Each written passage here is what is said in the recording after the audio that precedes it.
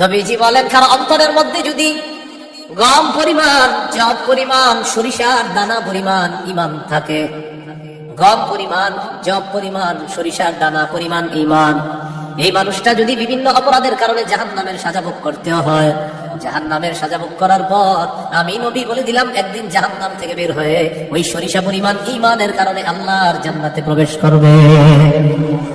খাঁটি ঈমান, বিশুদ্ধ ঈমান, এটার মধ্যে কোনো ঝামেলা করা যাবে না। আল্লাহ কথাগুলো বোঝার তৌফিক দান করেন। দোকানের শাটারটা লাগাইতেছেন, অর্ধেক শাটার আপনি নিছেন, মুয়াজ্জিন মসজিদের মধ্যে বলে কদ কামাতিস সালাহ, কদ কামাতিস সালাহ, নামাজ দাঁড়ায় গেছে, নামাজ দাঁড়িয়ে গেছে। এই টাইমে কাস্টমার এসে কয় 10,000 টাকার সদাই লাগবে, টেনশনে পড়ে গেলেন, নামাজ 10,000, নামাজ 10,000, নামাজ 10,000, পুরাই টেনশনে আছে। আল্লাহ তাআলা বলেন, সম্পদ যেন তোমাদেরকে আল্লাহ থেকে দূরে সরায় না দেয়।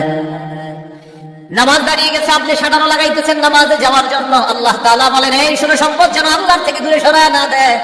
কাস্টমার কয় 10,000, মুয়াজ্জিন কয় কদ কামাতিস সালাহ, টেনশনে পড়ে গেছে, কি করব?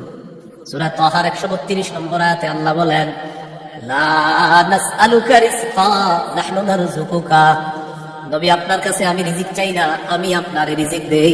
পরিবারকে নামাজের কথা বলেন, নিজে নামাজ পড়েন।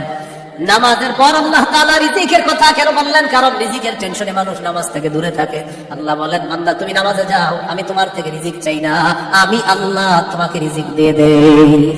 আল্লাহ তাআলা বলেন, ইন কানা আবাউকুম, যদি তোমাদের মা বাবা, ওয়া আবনাউকুম, যদি তোমাদের সন্তান, ওয়া ইখওয়ানুকুম, যদি তোমাদের ভাই বোন, ওয়া আজওয়াজুকুম, যদি তোমাদের বিবি, ওয়া আশিরাতুকুম, যদি তোমাদের পরিবার আত্মীয় স্বজন, ওয়া আমওয়ালুন ইখতারাফতুমুহা, যদি তোমাদের উপার্জিত সম্পদ, ওয়া তিজারাতুন তাখশাউনা কাসাদাহা, তোমাদের ব্যবসা, যে ব্যবসায় লস হওয়ার টেনশনে থাকো, ওয়া মাসাকিন তারদাউনাহা, যে বাসস্থান তোমরা অনেক ভালোবাসো, আহাব্বা ইলাইকুম মিনাল্লাহ ওয়া রাসূলিহি ওয়া জিহাদিন ফি সাবিলি, আল্লাহ তাআলা